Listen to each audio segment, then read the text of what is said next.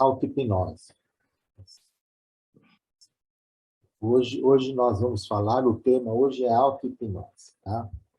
E a auto-hipnose, ela é um tema que nós vamos ver durante a reunião, o que cada um vai falando, né, a respeito, mas ela é importantíssima porque, na realidade, para muitos hipnólogos, não existe hipnose, existe auto-hipnose.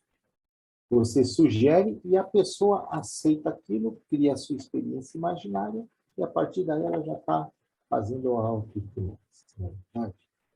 E a auto-hipnose, ela passa por algumas fases e elas têm algumas vamos dizer, alguns vínculos, algumas interseções, uma série de técnicas. E a professora Marilda Lippe, está aqui, que ela é uma grande representante das terapias cognitivo-comportamentais, né, das TCCs, e ela já esteve, inclusive, no congresso, quando nós tivemos o último congresso, Sim. onde nós falamos sobre a hipnose, né, e a quarta onda das TCCs, que seriam os estados modificados de consciência, Exatamente. e entraram aí com toda a força. Uhum. Então, hoje nós vamos discutir um pouquinho de auto-hipnose, a importância, como se faz, vamos ver se o pessoal entrega um pouquinho do seu ouro, né? Eu gosto de entregar o meu, mas quero ver se todo mundo vai entregar o seu ouro aqui na hora, né? Então, nós temos de convidado o Dr. Fábio Mor, depois ele vai se apresentar melhor. O Dr. Fábio Mor é médico, tá certo? Ele tem uma formação, ele é, se não me engano, ortopedista, é isso, Sérgio? Isso, básico de ortopedia. Isso, ortopedista, mas ele trabalha muito com práticas complementares, integrativas. Depois ele vai falar um pouquinho da formação dele. Temos a doutora Rosa Mercaldi, que já é prata da casa, sócia fundadora do GIH, desde o início do GIH, que esse ano agora, em maio, vai fazer 24 anos de contínuo, né? Eu acho que nunca teve um grupo tão continuado assim, né? E nós teríamos o Albizati, o Dr. Albizati. O Albizati, na realidade, ele é um psicopedagogo, mas ele tem trabalhado muito com hipnose em idosos, tá? Ele tem um trabalho bem interessante. Só que ele mandou para mim agora à tarde uma mensagem que ele está com um quadro febril muito grande, articulalgia, dor articular, e ele acha que está com Covid de novo, pela terceira vez, parece, e aí ele falou que não teria condição de participar. Então, vai ser bom porque nós vamos bater a bola um pouco mais ampliada com a plateia aqui, para quem estiver disponível para falar um pouco, né? Então, hoje, vamos começar, né? Eu sempre faço, a dinâmica é o seguinte, viu, Fábio e Rosa? São 4 perguntas, eu faço a primeira pergunta, os dois respondem, eu faço também um meio de campo, às vezes faço um comentário na resposta dos dois, aí eu passo para a segunda pergunta, os dois respondem, depois eu passo para a terceira pergunta, de novo, os dois respondem. Então, não vamos responder todas de uma vez, a gente vai responder numa sequência, tá? E ao final disso tudo, aí nós vamos abrir para a plateia, quem quiser vai usar a mãozinha aí, né? Tem a mãozinha de sinalização nas reações, acho que é nas reações, põe a mãozinha para dizer que quer falar alguma coisa, aí a gente abre e troca as figurinhas, tá bom? Essa reunião está sendo gravada, como todas as reuniões, e todas estão lá no Instituto Osmar Goulart, no canal do YouTube do Instituto disponível, né? Então, tem todas as reuniões que nós... Desde quando nós começamos a gravar, foi desde o início da Covid, ou seja, já vai para o 3º ano, todas as reuniões estão por lá, tá?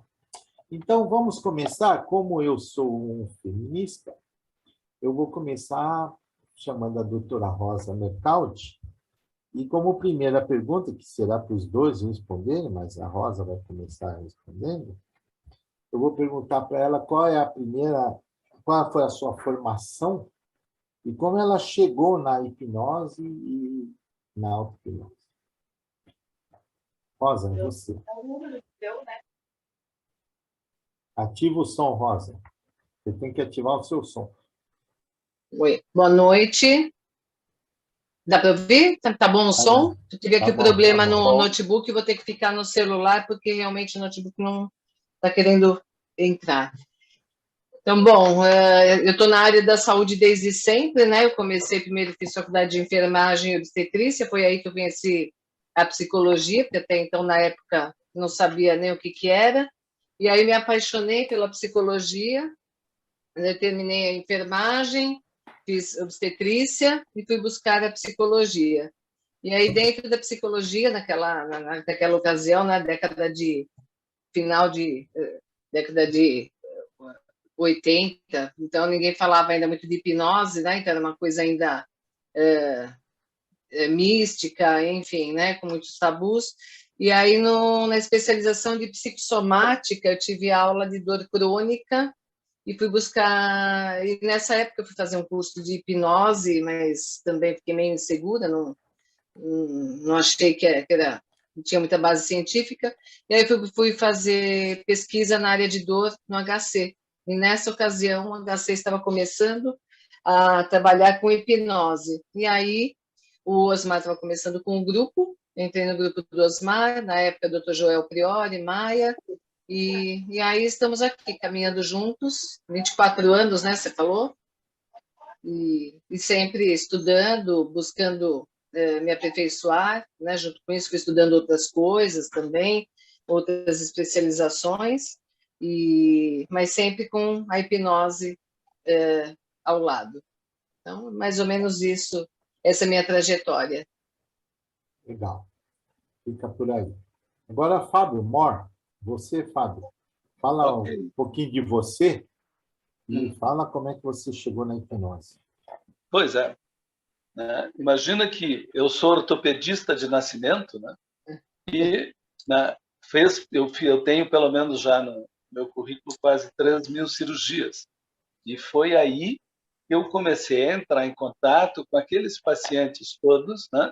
Que são mais de consultório, não tanto da parte cirúrgica, né? Daqueles que têm dor crônica e começam a ir de um profissional para o outro, de um profissional para o outro, ninguém conseguir fazer nenhuma solução, pelo menos plausível, que melhore, né, as suas dores. E a maior parte das vezes o que a gente faz, né, é utilizar uma quantidade enorme de medicação que, no fim das contas, só tiravam a qualidade de vida dessas pessoas. Nesse período me aconteceu um fato inusitado em que eu fui convidado para recepcionar um professor de osteopatia que vinha para o Brasil na primeira vez, que era o professor Bernard Coeff, né? E quase ninguém conseguia conversar com ele nem em inglês nem em francês, e me pediram para que sessionasse o professor.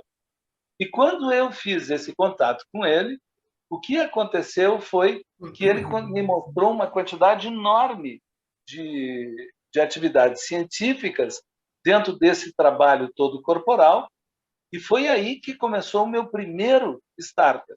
Em 2000, eu iniciei a formação na parte de osteopatia.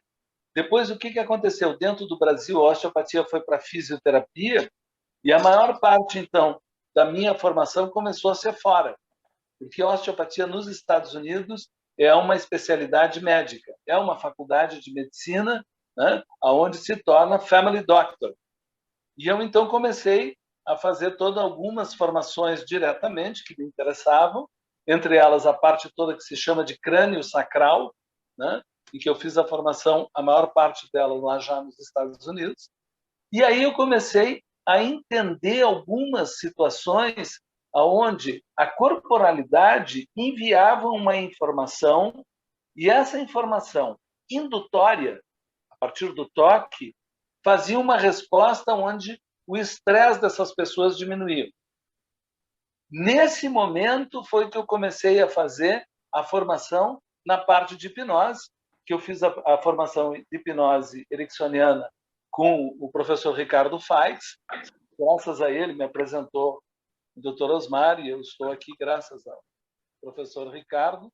Né? É uma pessoa que eu adoro, certamente vocês conhecem, sabem de quem eu estou falando. E o Ricardo me treinou na parte dessa mudança para a hipnose, onde eu comecei a ver que e isso foi o meu trabalho, meu TCC dentro da formação, de que toda indução era uma maneira de sugerir. E essa indução trazia uma resposta dentro do funcionamento cerebral. Né?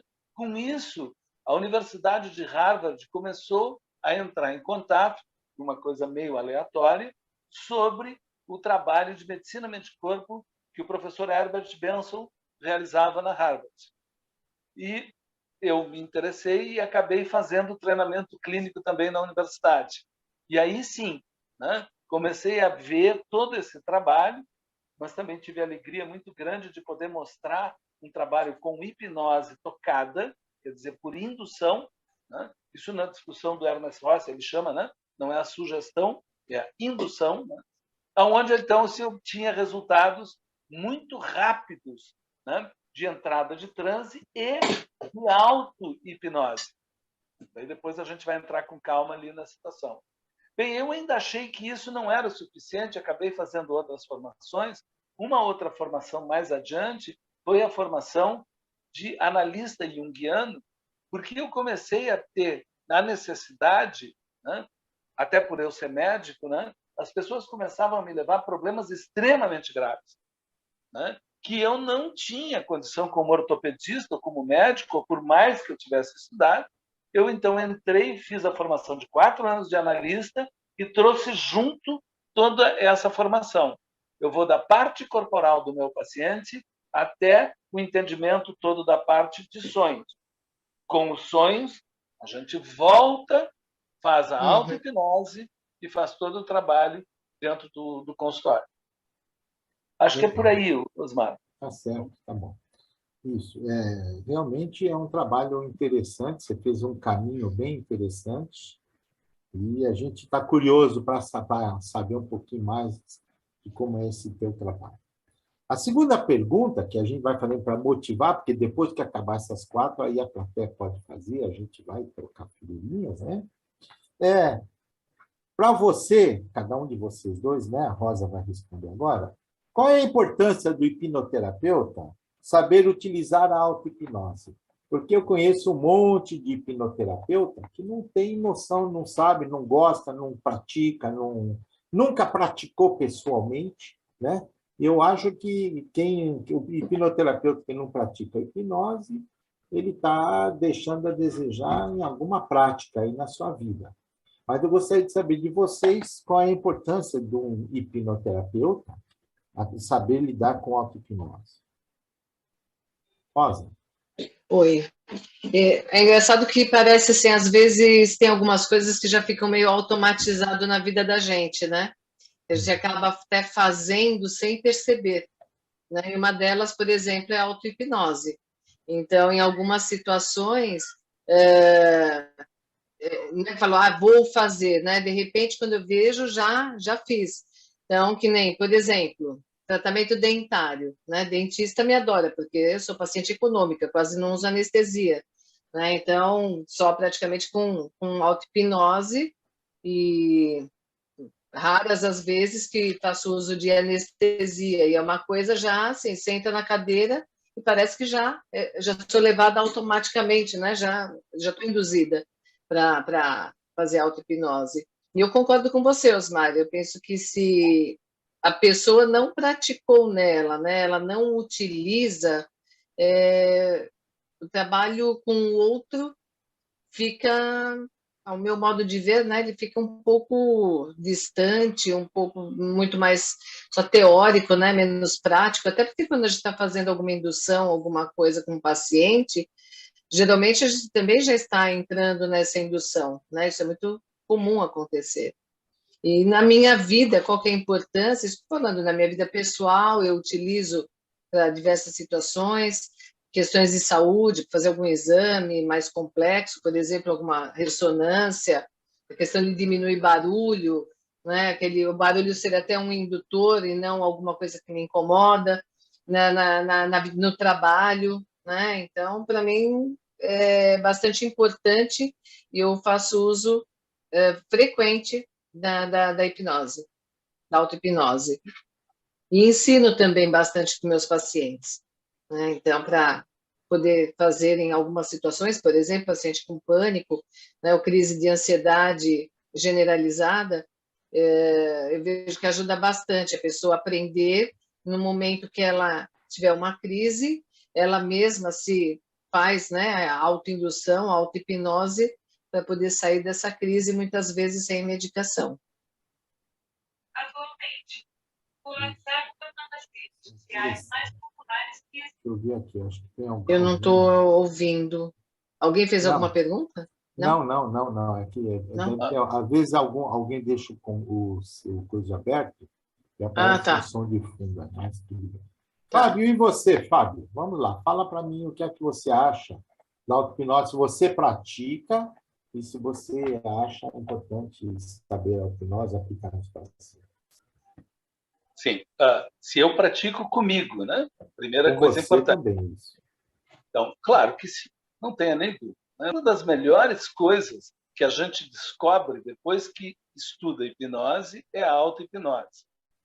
O que acaba acontecendo comigo é aquela hipnose famosa, hipnose xamânica, né? Onde eu entro, né, num transe hipnótico praticamente se tivesse uma sincronia com o paciente. E isso me facilita muito, até porque eu estou tocando no paciente. Eu faço um trabalho onde eu toco no paciente, né? É um trabalho onde eu sou terapeuta, eu não sou analista puro, né? Eu não me considero analista, eu me considero um terapeuta. Então, eu me induzo várias vezes determinados movimentos no corpo do paciente de tal forma que eu e o paciente precisamos ter sempre essa sintonia para que possa acontecer, tá? Que, na época, a gente estudou muito, era o famoso transe xamânico, tá? Claro que eu me coloco o tempo todo para mim em várias situações, né? Como uso, né? É muito melhor estudar de maneira hipnótica, né? É muito mais fácil ler textos. Eu acho sempre muito mais prático, né? Então, eu utilizo bastante. Eu utilizo muito nessa coisa com os pacientes. Porque como os meus pacientes são pessoas de dor crônica, e muitas vezes determinados gatilhos de expressão dessa dor não dá tempo de chegar no médico, eles precisam ter esse sistema funcionando dentro deles, né? Eu me baseio muito lá numa técnica que me foi mostrada bem no começo lá da minha formação, do Jay Haley, que dizia: minha voz irá contigo, né? Então, eu digo para os meus pacientes que o meu toque irá com eles, né? Meu toque está contigo. Toca a mão de tal forma como tu me percebesse. Eles não vão saber fazer o trabalho todo que a gente induz de crânio sacral, né? Osteopático, mas eles sabem que eles têm a memória indutora da minha mão, com o peso que tem, e com isso disparam um sistema dentro do cérebro de auto-hipnose. Então, eu indico direto, os pacientes todos meus, né, eles ficam contando, quando eles estão com disfunção gástrica junto e com dor nas costas, que eles mesmos se tocam e se lembram de tudo isso aí e vão fazendo todo esse desembaraço necessário para o autotratamento. Na realidade, eu acho que não existe uma hipnoterapia pura sem a auto-hipnose. Todos utilizam a auto-hipnose. Às vezes você pode não fazê-la formalmente, mas ela está inserida nas suas sugestões pós-hipnóticas, ela está inserida no trabalho que você faz, né? Eu não canso de dizer que é muito comum a gente ver os terapeutas, quando acabam a terapia, dizerem assim, fazer a famosa frase do Coé, lembra do Coé? Dizia assim: a cada dia que passa, sob todos os pontos de vista, você vai melhorando cada vez mais. Bom, ou seja, é bem inespecífica, como Milton Erickson dizia, né? Artisticamente inespecífica. Mas o paciente sabe o que isso quer dizer, não é verdade? E na realidade, esses pacientes terminam absorvendo essas orientações e isso termina se tornando... Vocês estão me ouvindo? Estão me ouvindo bem? Uhum. Tem um barulhinho aí, já que eu acho que tem alguém que está com algum barulho. Deixa eu ver se é aqui. Os pacientes terminam absorvendo todas essas orientações, né? E a gente não pode esquecer que um dos trabalhos mais, vamos dizer, um dos primeiros trabalhos que começaram com auto-hipnose, né, foi exatamente a última aula, a última reunião que o Ricardo Faix fez, que ele fez sobre 100 anos, ele falou, 100 anos de treinamento autógeno do Schultz. E o Schultz, tá certo? Que era um fisiologista também, era psiquiatra, fisiologista, né? E da mesma época do Kretschmer, eles foram juntos, e eu gosto muito de falar da teoria do Kretschmer, né? Aqueles tritonos dele, que mexe com toda a fisiologia. E o Schultz, o Kretschmer e o Schultz, eles foram contemporâneos na Alemanha, e era bem interessante como eles conversavam, eles trocavam ideia, a ponto do Kretschmer dizer no livro dele, né, apesar de estar em alemão, eu tenho o livro dele, mas tem um pedacinho que eu traduzi, que ele diz assim que o trabalho mais importante que teve do ponto de vista de terapia, na época não chamavam cognitivo comportamental, mas já era comportamental, né? O trabalho mais importante que tinha, ele falava que era do Schultz. Ele, no livro dele, já citava o Schultz. E o Schultz, a gente sabe que ele trabalha muito com aquela técnica de relaxamento, né? Começa com as técnicas de relaxamento, respiração, e depois vai fazendo as sugestões. Tem a primeira fase, né? A primeira fase e a segunda fase do Schultz. A primeira fase é uma técnica de relaxamento, principalmente. Tá? A segunda fase do Schultz, quer dizer, o segundo tempo das técnicas do Schultz, é que eram os tempos realmente que trabalhavam com hipnose, com auto-hipnose. Bem interessante, quem não conhece, acho que vale a pena ver direitinho os dois tempos do Schultz. Tá? Eu queria perguntar para os dois o seguinte, na prática clínica de vocês, tá certo? Na prática clínica, fala aí umas duas ou três, cite aí umas três aplicações mais comuns que vocês usam, e dá um resuminho rápido, né? Eu gostaria que cada um respondesse em 3, 4 minutos, mas que dê uma explicaçãozinha rápida de como é que vocês, qual tipo de sugestão, como é que você trabalha nessas A ansiedade, situações. né? Acho que a ansiedade é número 1. Ansiedade, acho que é a número 1. Acho que mais é a que ganha ultimamente, principalmente ultimamente, né? Isso aumentou bastante. E, para mim, pelo menos, é muito ansiedade, depressão, né? E questões também de insegurança, medos, fobias, dor. Como é que você faz com ansiedade, Rosa? Relaxamento de Schultz, se a pessoa não consegue relaxar, né? Porque tem pessoas que no primeiro momento querer fazer o relaxamento é pior, a pessoa só piora. Então vai depender do paciente. Se conseguir fazer o relaxamento de Schultz, fazer o relaxamento, depois indução ou com o ar azul, né? Ou sentindo, conseguindo controlar, né, a depressão, transformando essa depressão. Está falando de depressão, não, de ansiedade, né? Desculpa, de ansiedade. Eu bati aqui no celular, ele quase caiu, aí fiquei preocupada em não deixar ele cair, me perdi aqui. Então, fazer o ar azul, né? Então, respirando o ar azul, expirando o ar cinza, ou se a pessoa gostar de outra cor, e aí buscando essa calma, né? E levando isso para dentro. Ou aquela de colocar, né, uma bexiga amarrada no pulso, com ansiedade ou com medo, e vendo ela se soltando, indo embora, indo para longe, lá se transformando. Que mais? Sentindo, né? Estando em contato com o corpo também, porque quando a pessoa começa a fazer o contato com o corpo, ela está saindo do foco daquilo que ela está sentindo, da ansiedade, e começa a ter um controle maior. Né? Então, levar a atenção no coração e na respiração, trabalhar junto com o coração e a respiração e o coração, né? E o pensamento. Mas A técnica também do jardim, eu gosto bastante dessa daí.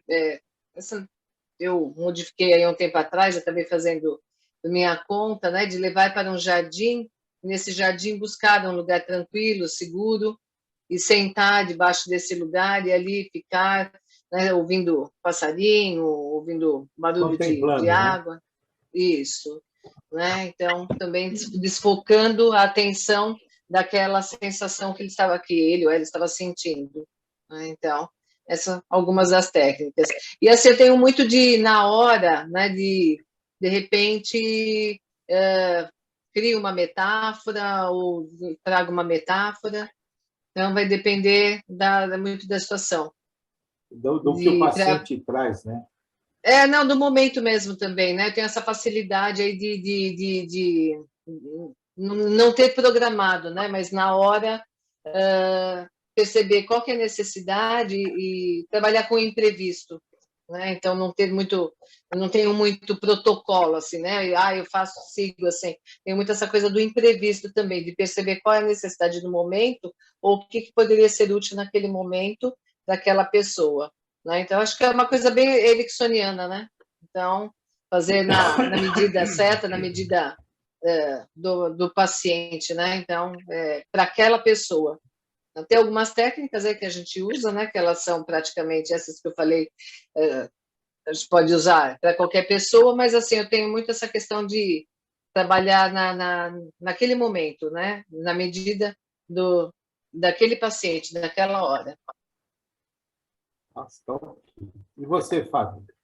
Pois é, eu tenho junto com a formação do pessoal de mente e corpo, né? Aonde o objetivo todo é nós entendermos o mecanismo de luta ou fuga, né? E que, na verdade, se a gente vai estudar a parte toda de fisiologia, é fuga ou fuga, né? Luta que é bom nós não temos, a não ser quando a sobrevivência realmente é uma coisa grande. A tendência do corpo é medo, estresse, né? E o Herbert Benson coloca no medo e no estresse praticamente todas as alterações, como fobias, né? Tudo mais dentro de dois focos. Um foco que ele chama de artificial ou psíquico e um foco de fisiologia. Então, uma das coisas bem legais que eu gosto, isso a Teresa Robles ensinou, eu adoro aquela hipnose dela conversada, né? Em que a gente faz uma história com o paciente, né? Onde eu entro na história natural do desenvolvimento do ser humano. Como é que estava 2 milhões de anos atrás, o que acontecia. E ele vai começando a perceber que ele tem praticamente, no primeiro momento, dissociado dentro dele o medo e a capacidade de resolver o medo, né? E aí eu vou levando, né? Nós não conseguíamos, sempre tínhamos o medo, não conseguíamos o alimento, e vou fazendo com que eles vão entrando nesse período todo da fisiologia. Depois a gente faz um link para o lado todo do funcionamento mental. Eu gosto de fazer sempre com o fogo, né? Porque ele é muito legal para poder trabalhar, né? Se, por exemplo, eu vejo um animal, né, que chega perto de uma bagana de cigarro, né, ele cheira a bagana de cigarro, nunca mais ele chega perto do fogo. Por quê? Porque ele fica sempre na fisiologia do medo, na fisiologia de luta ou fuga, e ele não vai adiante no processo psíquico. Nós, seres humanos, somos capazes de transcender o funcionamento diretamente do medo, voltar naquele fogo que eventualmente nos queimou ou nos traz uma dificuldade e manipular. Então, eu vou mostrando, né, de um lado para o outro que existe todas as alterações, que ele tem componentes fisiológicos, mas uma habilidade muito grande do funcionamento psicológico para poder evoluir. E aí, sim, eu nem preciso dizer, até porque eu tenho a formação toda junguiana, eu vou levando todos os arquétipos, todo o funcionamento daquela coisa mais profunda que o Jung traz dentro do funcionamento. Junto com isso, uma das coisas que a gente consegue fazer com muita facilidade é fazer o paciente, naquilo que é chamado lá no funcionamento junguiano de imaginação ativa, que é um transe, né, muito forte, autotranse, né? Onde a pessoa realmente lida com os processos todos psicológicos e o funcionamento todo da fisiologia junto.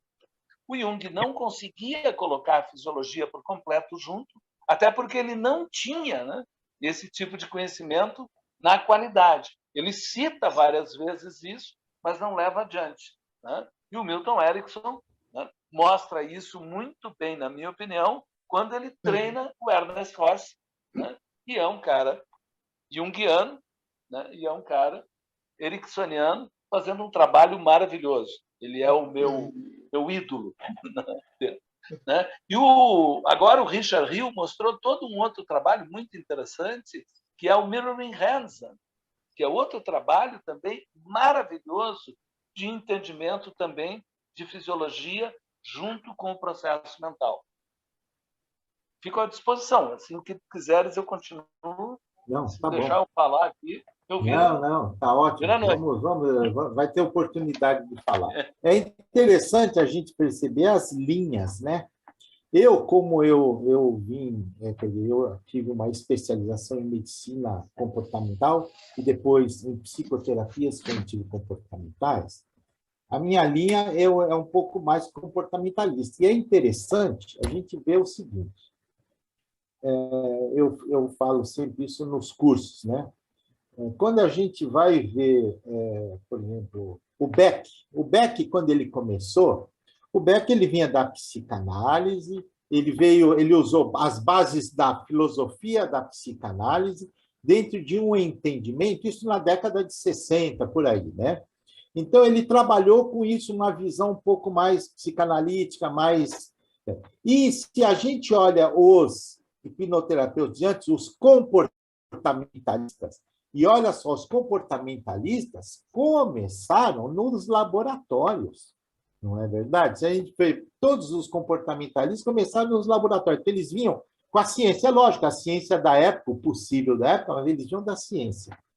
E é interessante a gente perceber, por exemplo, o Herbert Benson. O Benson, na década de 50, quando ele começou a falar do estresse e tal, tem todo um trabalho, quando eu dou aula, eu falo muito do Benson também, mas, na realidade, um pouquinho antes dele, o Kretschmer determinou aqueles três tônus.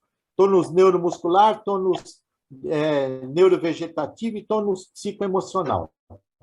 E o Kretschmer já dizia que se você relaxasse o tônus neuromuscular, automaticamente você teria um relaxamento, uma diminuição do tônus neurovegetativo.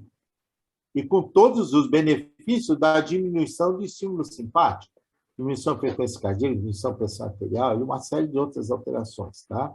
Fisiológicas. E, ao mesmo tempo, quando isso acontecia, automaticamente acontecia o relaxamento neuropsíquico ou psicoemocional. E com esse relaxamento psicoemocional, você tinha diminuição do estresse, diminuição da tua resposta, da tua reatividade, você tinha um aumento da tua capacidade de foco, você tinha um aumento da tua capacidade de fixação memória, você tinha aumento da sua tolerância aos estímulos, inclusive estímulo doloroso, tal, parece que você conseguia suportar mais. Então, quer dizer, este ciclo do Kretschmer, tá, que foi na década de 30 que ele fez, e logo depois ele usando ainda o trabalho que eu já falei, né, do Schultz, os dois fizeram depois uma série de outros, né, pessoas grandes como o Benson, por exemplo, ele reformulou, ele reorganizou aquilo de uma maneira diferente, a moda dele criou. É interessante porque eu tenho o livro do Benson, um livro desse tamanho assim, e a resposta de relaxamento, né, é bem interessante trabalhar com resposta de relaxamento. E é interessante porque o Benson ele tem um estudo, a fisiologia, inclusive fez comparação entre técnicas da hipnose, e das meditações. Ele pegou Hatha Yoga, um monte de formas de meditação, eu mostro sempre esse trabalho, e ele fez um comparativo com a fisiologia. Então, por exemplo, eu gosto de usar a fisiologia trazendo para a hipnose. O pessoal que vem da psicanálise, vem de outras linhas, mais humanísticas, gosta de trazer esse aspecto que você trouxe. Mas é interessante como as duas se complementam. É igual eu aprendi com a professora Lippe, naquele congresso, quando ela falou que as terapias cognitivo-comportamentais tinham a grande vantagem de aceitar todas as outras práticas. Se a pessoa está usando remédio, não vou criticar, continue tomando seu remédio, mas vai fazer essas práticas. As práticas cognitivo-comportamentais, elas se juntam e elas aceitam tudo. E olha que, filosoficamente, se a gente fosse ver, quando a terapia cognitivo começou, e a comportamental, os comportamentalistas diziam assim, ó, a cognição é uma parte do pensador, do comportamento interno. O pensamento é um comportamento interno. E os cognitivistas diziam, o comportamento é o resultado do pensamento, da cognição. Não importa essa discussão filosófica da coisa, mas o importante é que as técnicas das duas se entrosam perfeitamente. E foi aí, quando entrosou, que viraram as novas terapias cognitivo-comportamentais, com todas essas novas linhas que criaram a terapia dialética, a terapia cognitiva analítica, a terapia do esquema, e todas essas que tem aí, tem um monte, tá certo? Mas todas elas terminam integrando e todas elas terminam trabalhando com a reestruturação cognitiva. E só para finalizar o que eu estou falando, eu gosto de dizer que quando a gente trabalha com hipnose, a nossa experiência imaginária que a gente determina para o paciente, e isso que é o importante. Não importa se é com toque, se é com sugestão, qual for. É você fazer o paciente criar uma experiência imaginária. Quando ele entra, quando ele se absorve naquela experiência imaginária, ele determina uma coisa que o professor Mário Simões, que eu acho que acabou de entrar há pouco tempo aí, diz sempre. Para o nosso cérebro, imaginar é quase a mesma coisa do que fazer. Então, eu brinco, eu falo assim, quando eu pego uma deprimida, o pessoal fala, mas com depressão, como é que você vai fazer? Eu falo, eu faço a fisioterapia da liberação da serotonina e dos outros hormônios do prazer. Então, quando você está fazendo uma pessoa deprimida vivenciar experiências boas na vida dela, você está, naquele momento, o cérebro dela está liberando, produzindo os hormônios. Eu não vou falar só serotonina, eu vou falar um monte, porque, na verdade, é uma fórmula hormonal que ela determina, né? Mas aqui ela está fazendo a fórmula hormonal do prazer, da felicidade e tal. E mesmo quando você acaba o teu estímulo, aquela fórmula ainda continua algumas horas agindo. Eu chamo de fisioterapia mental para depressão, né? Que, na realidade, não deixa de ser isso. Você faz uma estratégia para criar aquela liberação hormonal e, eventualmente, fazer uma nova neuroplastia, né? Porque é o princípio comportamental da extinção. A extinção diz, se você não usa uma determinada via neurológica, ela vai se extinguindo, ela vai diminuindo. Quando você reativa essa via ou você cria uma via nova, você está criando uma nova oportunidade para essa pessoa. Mas é interessante a gente perceber como tudo chega pelo mesmo caminho. Depois a professora Marilda Lippe vai fazer alguns comentários, vou pedir para ela fazer. O professor Mário Simões também, se tiver aí, depois eu vou pedir para ele fazer. Mas, de qualquer maneira, vamos em frente para a gente acabar com as nossas perguntas, para poder abrir para todo mundo. Eu vejo que tem gente aí que está se coçando querendo falar. Então... Só um instantinho, Osmar. Tudo isso que você estava falando, né? Inclusive, mexer com neurohormônios, etc., né? O hormônio do amor... A gente trabalha o tempo todo sistema nervoso simpático e parasimpático aí, né? O tempo inteiro a gente está ativando um ou desativando o outro.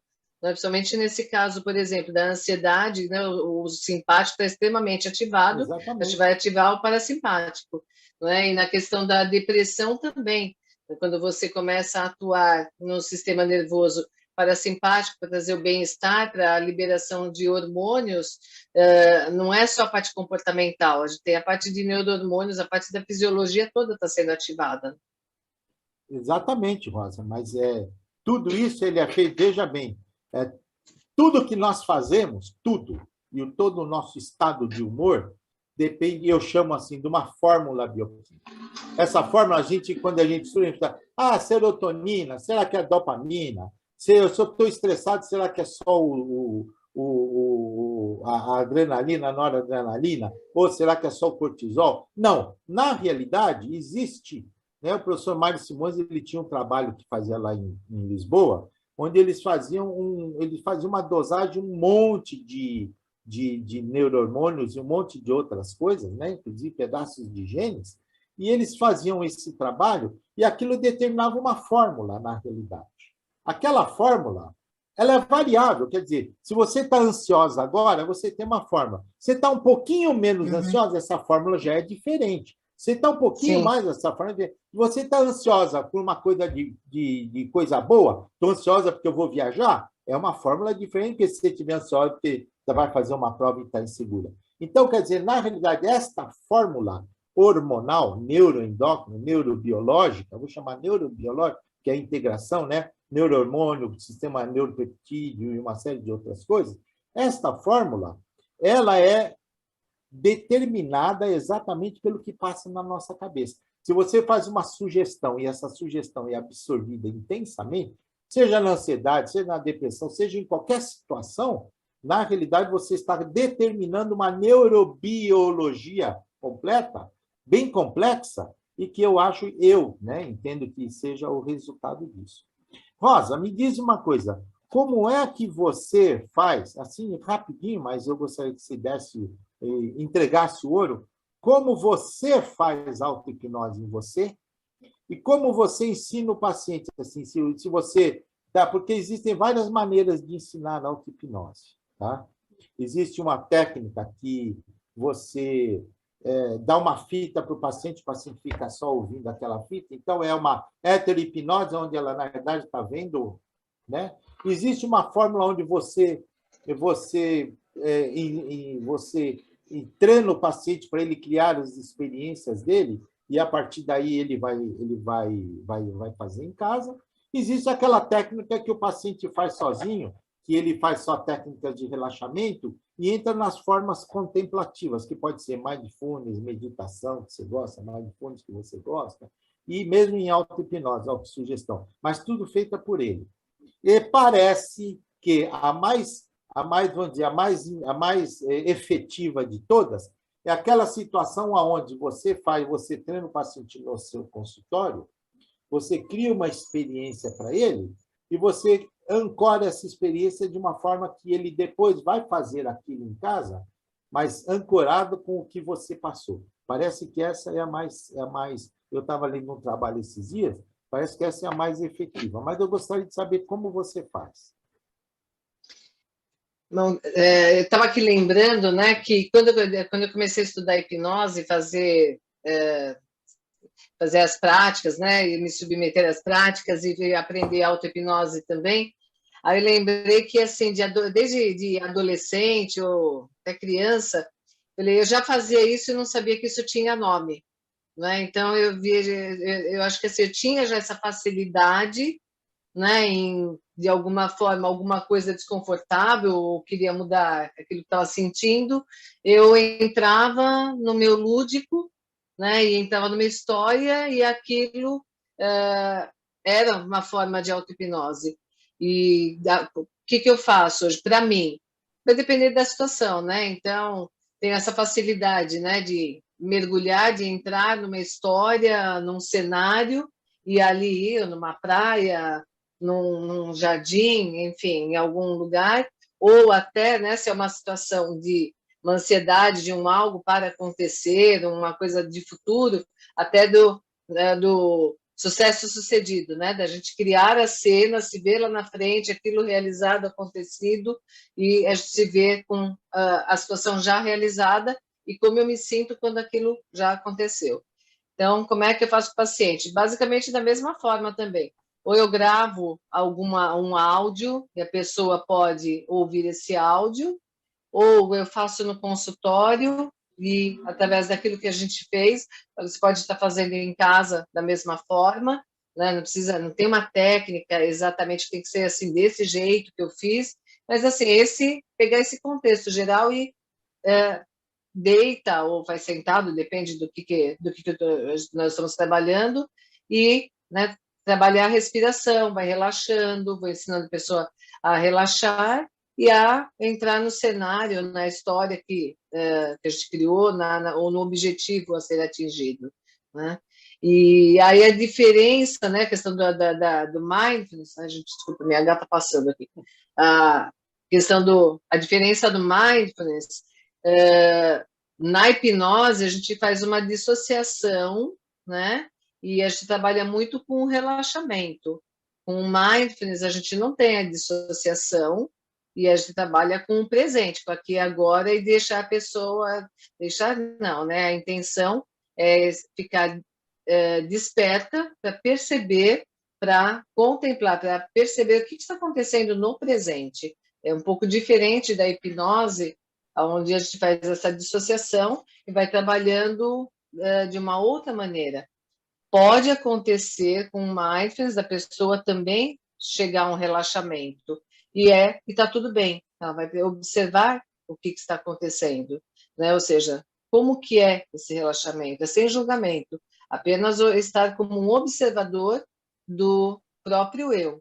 O mindfulness o tempo todo é a pessoa estando como um observador, né, do momento presente.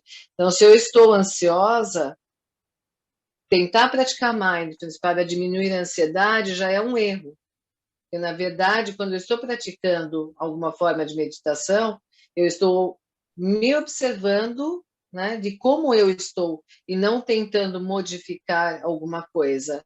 E com a hipnose a gente tenta modificar alguma coisa, né? Na auto-hipnose, no mindfulness, não. Eu vou aprender a observar a ansiedade, né? E tá tudo bem sentir ansiedade. Então eu aprendo a olhar para ela sem julgamento, sem crítica e sem tentar modificar nada. Ela não tem um objetivo a ser atingido, apenas aceitar o que é, né? A realidade é como eu estou naquele momento.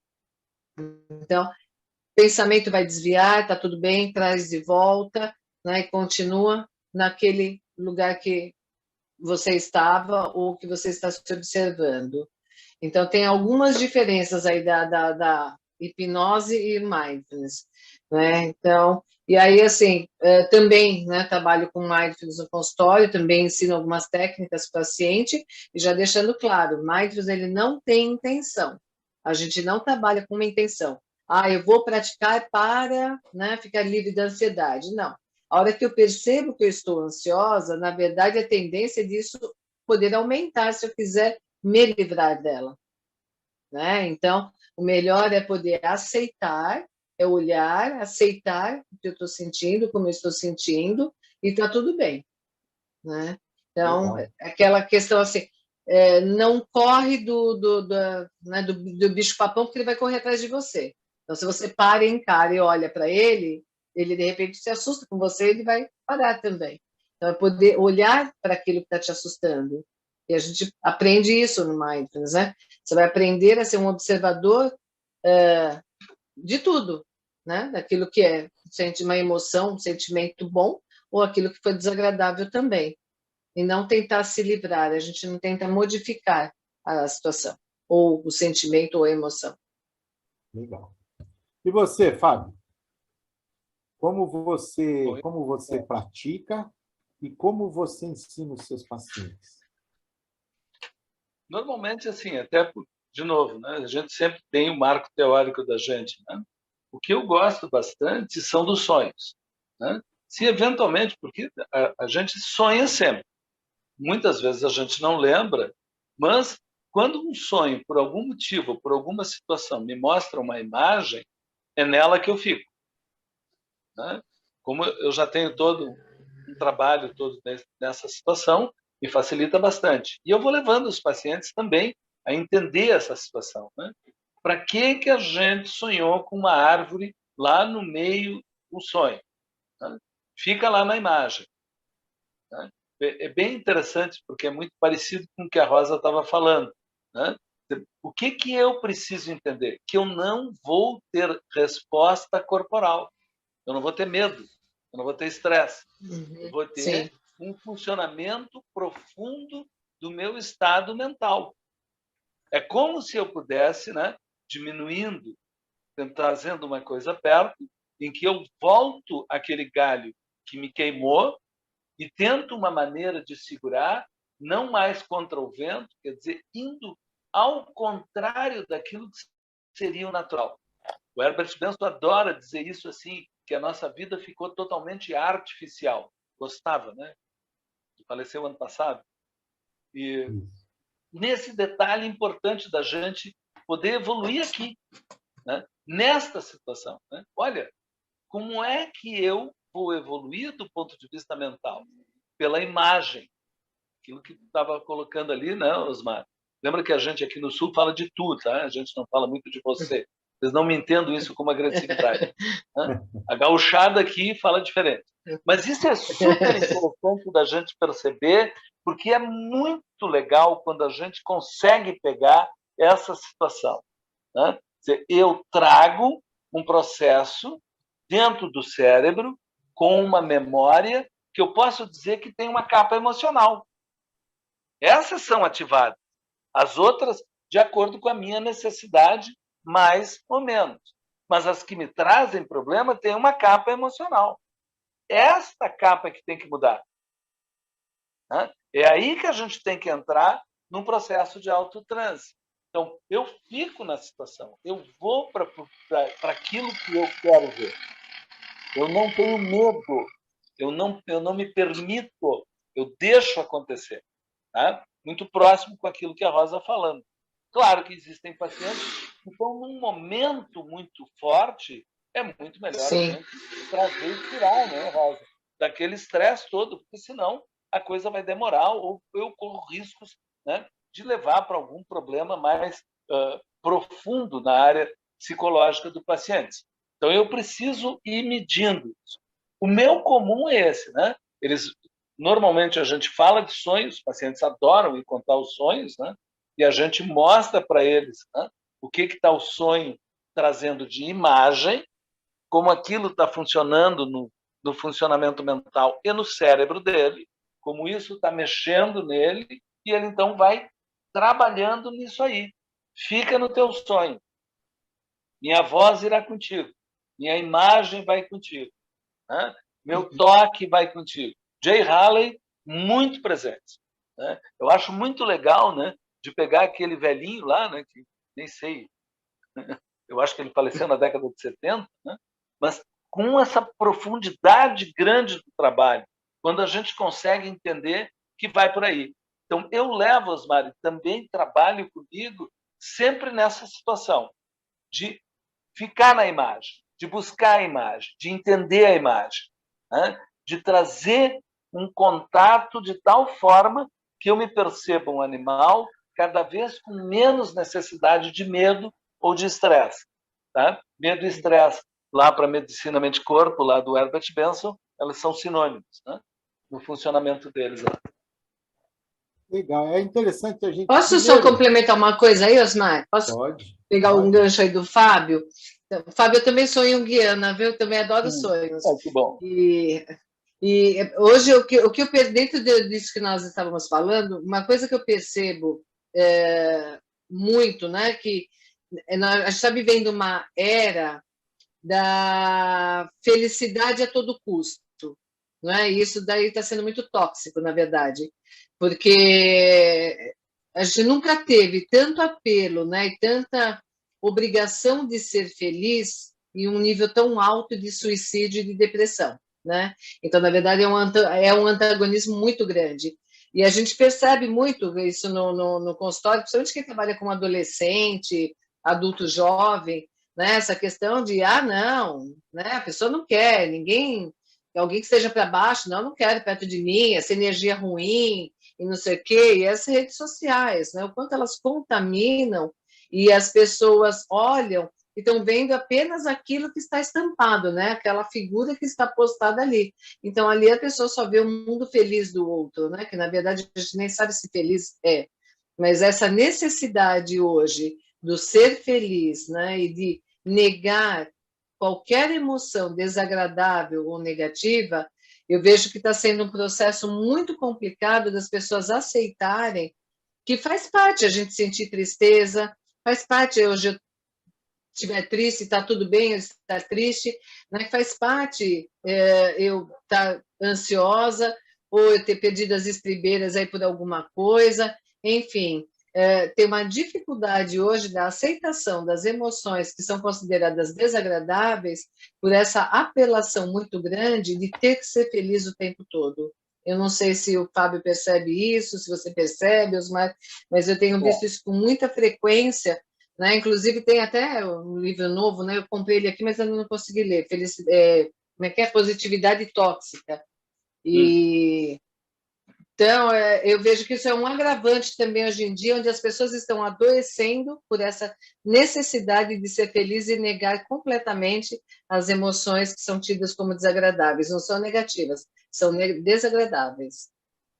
Eu acho que eu gostaria de completar, Osmar, aqui a Rosa, especificamente no que é o entendimento do Jung, né? Porque eu acho que ele responde muito bem. Né? O que são emoções e o que são sentimentos. Sim. O Jung tem uma atitude nisso aqui muito importante. Emoção é tudo aquilo que eu tenho uma resposta corporal junto. Portanto, certamente eu vou ter, nesse lado, um esgotamento. Né? Se eu gosto de uma coisa, né, eu vou ficar nessa coisa e eu vou ter um esgotamento. O que nós recebemos hoje da sociedade, de uma maneira geral, do Ocidente, é especificamente isso. Né? Você tem que ter o carro, você tem que ter a vida, você tem que ter a carreira, você tem que, o tempo todo, emoção. Quando vamos discutir sentimento, é uma coisa muito mais profunda, porque o Jung fala que sentimento é uma decisão racional pensada. Né? Ele se utiliza do processo mental mais profundo. O que significa isso? Que eu vou tomar uma atitude perante um sentimento, que eu vou transcender ao funcionamento corporal nesse sentimento. Isso não significa que eu vou retirar os processos emocionais, mas sim que eu vou, como ele gosta de usar a palavra, transcender. Isso, né? Nesse momento, eu acho muito interessante, e isso eu faço bastante dentro do trabalho, né? Mostrar o que são emoções e o que são sentimentos. Porque nós temos um problema sério de entender o que são os sentimentos e que o inverso do sentimento é poder. Para o Jung, né, o inverso de amor é poder. Né? Então, tu vê que entram conceitos muito mais profundos, né, muito mais claros quando chegam aí e facilitam o paciente a não ter essa ideia gravíssima de se jogar na vida buscando o tempo todo sensação. Resultado, se eu não consigo sensação, eu vou buscar no meu corpo, né? Eu vou começar a me cortar, eu vou começar a abusar de drogas, eu vou começar a abusar de comida. Ou então, até hoje em dia, uma coisa mais interessante que eu vou fazer exatamente o contrário, eu vou parar de comer. Né? Porque comida faz mal. Né? Eu percebo todas as coisas e não consigo entender que o que eu preciso fazer na vida é educar emoções. Não me lembro de ter falado de amputar emoções. E aí sim, essa coisa que a Rosa fala, vai ser triste também, vai ser alegre, a vida vai ter tudo isso. Né? Todas essas coisas facilitam para que tu te sinta um ser humano. Isso eu acho muito legal. Fecho meu parênteses aqui. É interessante a gente perceber essa... É uma pena que o Célinho não esteja aqui, porque o Célio também é psicanalista e trabalha com hipnoanálise. E é interessante como vocês, de certa forma, também trabalham com esta leitura psicanalítica dentro da linha junguiana. Não dá para separar, né, Osmar? Isso já está intrínseco. Então, mas para quem trabalha, para quem tem essa formação em psicanálise, não é verdade? Da mesma maneira, quem tem uma formação mais, vamos dizer, da linha comportamental pura, você tem todas, Rosa, que eu sei, porque você fez medicina comportamental. Então, você sabe que é diferente. a gente começa a fazer uma leitura um pouco mais, vamos dizer, neurocientífica, querer entender como a neurociência... Você trabalha mais no comportamento, né? Quem é analista ou psicanalista vai muito na emoção, no sentimento, mas eu acho que as duas coisas se unem, a gente precisa das duas coisas, né? Então, é uma leitura, a leitura é diferente para depois chegar nas mesmas estratégias, muitas vezes as mesmas estratégias, né? Eu queria só lembrar uma coisa interessante que eu gostei que a Rosa afirmou aqui, que as técnicas contemplativas, tá? Nós temos as técnicas contemplativas que são as técnicas onde são as meditações. Dentro das meditações, a gente tem a Rosa mesmo que falou, que era não falou agora, falou uma vez numa bate-papo nosso, que o mindfulness era uma coisa intermediária entre a meditação e a auto-hipnose. O que é interessante é que eu até publiquei um artigo, acho que saiu na revista Caribenha, sobre meditação, mindfulness e auto-hipnose, né? Sobre os aspectos vamos dizer, teóricos e, na realidade, definições dele. E é interessante a gente ver o seguinte, que as práticas contemplativas, você vai ver meditação, mindfulness, ninguém começa falando, vamos relaxar primeiro, não existe isso. E as técnicas contemplativas, elas não têm meta. Eu lembro que uma vez, na Unifesp, há uns anos atrás, veio o Dalai Lama, foi dar uma palestra, ele veio para o Brasil e foi dar uma palestra lá. E perguntar para o Dalai Lama, né, como é que era, né, a diferença, o que ele achava. Ele dizia assim, você medita por meditar, ponto. Para que você medita? Meditação, você medita por meditar, ponto, porque você vai mexer com você inteiro. Nada de, vou meditar para tirar dor de cabeça, vou meditar porque eu estou ansioso, vou meditar porque eu estou bravo, estou com depressão. E o mindfulness, ele tem uma coisinha meio intermediária. O que é diferente, que eu acho que precisaria os praticantes de mindfulness fazer, era fazer uma definição prática, né, direitinho, porque a meditação hoje ela tem uma definição bem publicada e tal. A auto-hipnose também tem. A auto-hipnose tem meta. Se tem uma meta, é auto-hipnose, tá certo? Agora, existe uma auto-hipnose, que é aquela auto-hipnose só de relaxamento, onde você faz uma técnica qualquer de relaxamento, pode ser do Benson, pode ser do Schultz, pode ser qualquer técnica de relaxamento, e depois que você relaxou, você passa para uma técnica contemplativa, pode ser mindfulness, pode ser meditação, pode ser o que for, você associa as duas, para você se manter relaxado por um delta T, tá certo? Isso seria uma auto-hipnose neutra, que eu chamo, porque ela não tem uma sugestão definida. É diferente daquela auto-hipnose que está assim, eu vou fazer uma prova amanhã, então eu faço uma auto-hipnose, eu estou me vendo o sucesso sucedido, que é eu comemorando o sucesso do que eu ia fazer. Né? Na realidade, o sucesso sucedido é você comemorar o sucesso do que você está pretendendo fazer. Seria uma maneira de você diminuir a sua ansiedade. Então, quer dizer, a auto-hipnose tem a sua definição, mindfulness ainda não tem. Tá? Mas eu acho que mindfulness tem, né, Osmar? Que apenas é o estar presente. Mas é processual, processual. A definição não está publicada, né? Eu estou falando isso quando a gente fala publicar. Porque é uma meditação por atenção plena, porque assim, na verdade, o que a gente tem? Então, assim, tem as práticas meditativas mindfulness, né? E preconiza-se que, na verdade, as práticas meditativas se utilizam do mindfulness, né? Porque qual a diferença? Que as práticas meditativas elas podem estar ligadas a alguma crença religiosa e o mindfulness ele é laico, ele não está vinculado a nenhuma religião, né? Então essa é a diferença básica. E a questão é exatamente isso. O que o Jon Kabat-Zinn fala? É apenas isso. É estar presente. Mindfulness é isto, é estar presente. É o que é, né? Como eu estou me sentindo agora. Né? Então, por exemplo, na hora que não está funcionando aqui meu notebook, comecei a ficar apreensiva, porque eu tenho um compromisso com vocês, comecei a ficar ansiosa. tudo isso começou a motivar o quê, né? A mobilizar o quê? Todo meu funcionamento simpático para eu poder resolver a situação, que é o lutar, né? Que o Fábio estava falando, que eu precisava enfrentar essa situação e resolver. Enfim, depois não resolveu, fui por outra via, foi baixando e agora, né, no estado normal. Se eu parar para observar naquele momento, eu ia perceber o quê? Todo o meu estado fisiológico como estava. Se eu for para a parte, né, da hipnose, eu vou tentar modificar esse quadro. Como? Eu vou querer diminuir a ansiedade.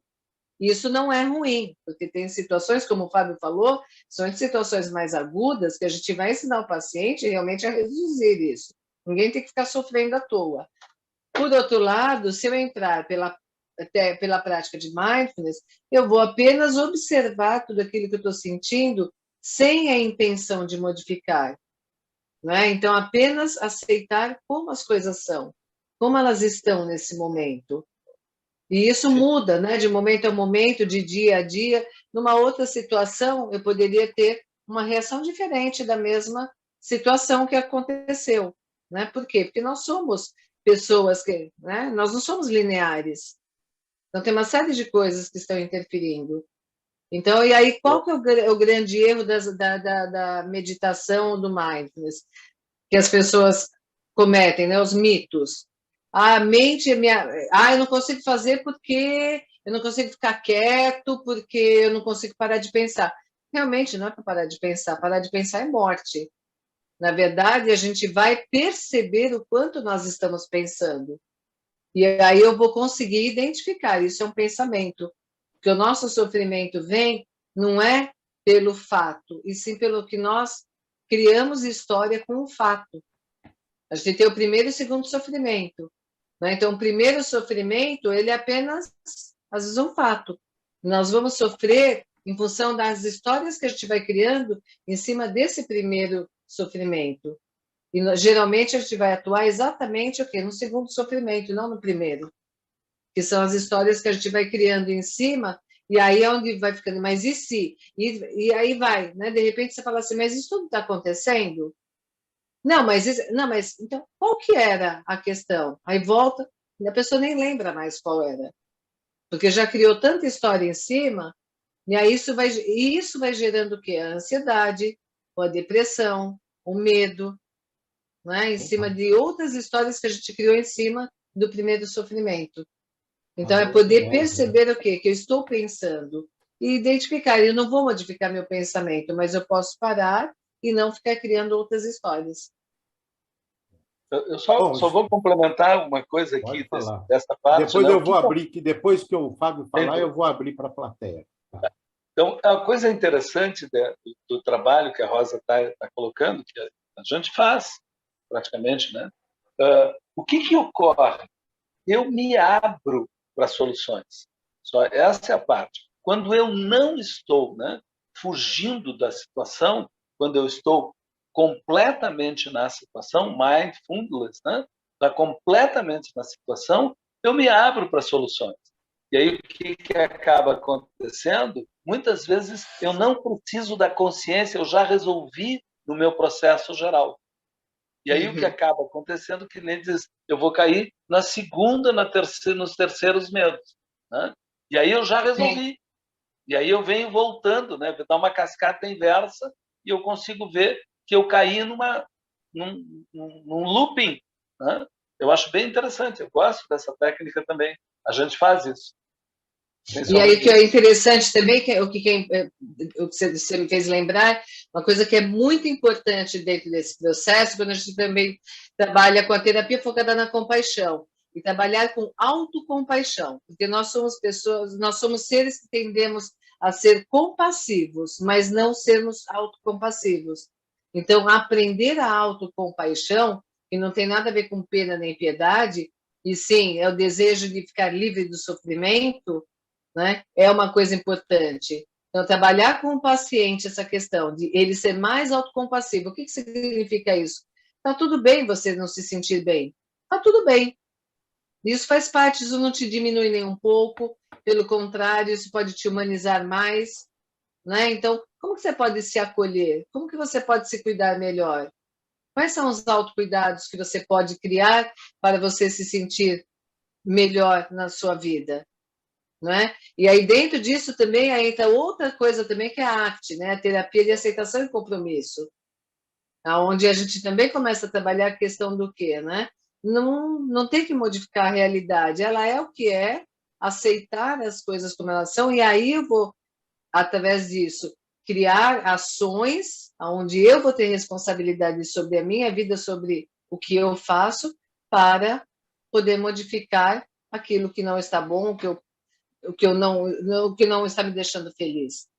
Né? Colocando a grosso modo, que é uma coisa bem mais complexa, né? Maior.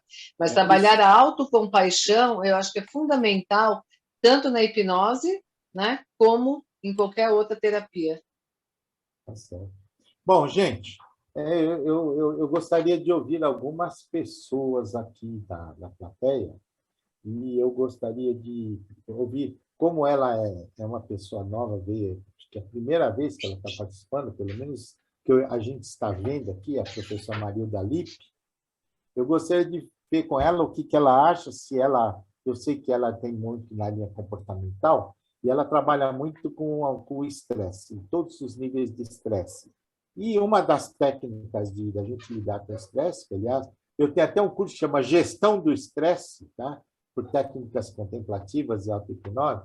Eu acho que realmente eu gostaria de ouvir o que ela acha, se ela pratica ou como ela faz, né? Eu sei que relaxamento ela ensina bastante, tá? O livro dela está lá, tá aí para quem quiser ver, tem tudo. Mas eu não sei se ela usa a auto-hipnose efetivamente ou se ela... Muitas pessoas usam auto-hipnose, mas não se dão conta de que aquilo faz parte do arsenal da hipnose. Lipe. Opa, ativa o seu som. Seu som está desativado. Obrigada de me dar a palavra, porque eu também vou ser sucinta, porque eu sei que muitas pessoas querem falar também.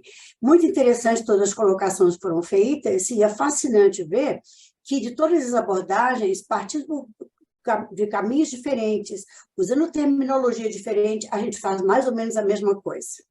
E eu trabalho muito com estresse dentro da terapia cognitivo-comportamental, e uma das técnicas que eu uso para auto-hipnose é o que eu chamo de férias mentais. O que seriam férias mentais? É o sonhar acordado, que a Rosa me ensinou que ela fazia desde criança. Né? O que é isso? Depois de induzir um relaxamento profundo, é levar a pessoa a lembrar de alguma cena onde ela foi feliz, alguma coisa boa da vida dela, e tem pessoas que não conseguem. E aí, então, eu crio a cena para a pessoa. E essa cena é combinada ali da pessoa relembrar em momentos de tensão, em momentos de grande estresse, para ela conseguir encontrar paz interior. Então, as férias mentais é uma maneira da pessoa entrar em auto-hipnose de uma maneira tranquila, sem medo, sem nenhuma preocupação. Agora, essa ideia de usar auto-hipnose, ela é fantástica, porque eu uso para ansiedade generalizada, fobias, para as pessoas que se sentem vazias, porque hoje em dia, esses adolescentes, jovens e adultos estão trazendo muito aquela sensação de vazio existencial. Outro dia mesmo, uma paciente de 18 anos me disse, eu sou uma casca, eu não tenho nada dentro de mim. Então, essa falta de emoção, que ela se corta para ela ter alguma sensação, que, como o Fábio falou, na falta de emoção, a pessoa procura alguma emoção, nem que seja se machucando, né? Então, eu estou trabalhando com essa moça também em ela preencher esse vazio existencial com algumas metas, com algum idealismo, com alguma noção de que ela vale a pena existir. Porque para ela não vale a pena existir. Ela é vazia, não existe nada no mundo para ela. São casos muito difíceis. Eu trabalho, então, estresse pós-traumático, fobias, ansiedade generalizada, e pânico, também crise de pânico, ajuda muito a pessoa tentar uma auto-hipnose nessa hora. Nem sempre é viável, porque a pessoa, às vezes, tem tanto pavor que ela realmente, às vezes, se atropela, tem alguma Perde o dificuldade, controle, né? Autocontrole, mas a gente tenta. E aquilo que a Rosa estava falando, do medo, depois o outro medo de segunda categoria, é o que nós, na cognitivo-comportamental, chamamos de meta-emoção. É uma emoção que você tem em cima da emoção original. Então, você tem uma emoção original, aí você constrói uma outra, pior ainda, em cima daquela original. Você vive com medo daquela Constrói a segunda... catástrofe, né? Exatamente. Mas a gente usa bastante e é muito útil no controle do estresse, da ansiedade. E tem outra coisa, Osmar, bem interessante, que eu tenho percebido na terapia cognitivo-comportamental e hipnose, que às vezes tem pacientes que têm realmente um bloqueio de memória extraordinário. O paciente se sente mal em algumas situações, mas ele não consegue determinar uma experiência prévia na qual ele se sentiu daquela maneira, não consegue determinar a origem daquele medo irracional, daquela relutância, daquela autoestima rebaixada.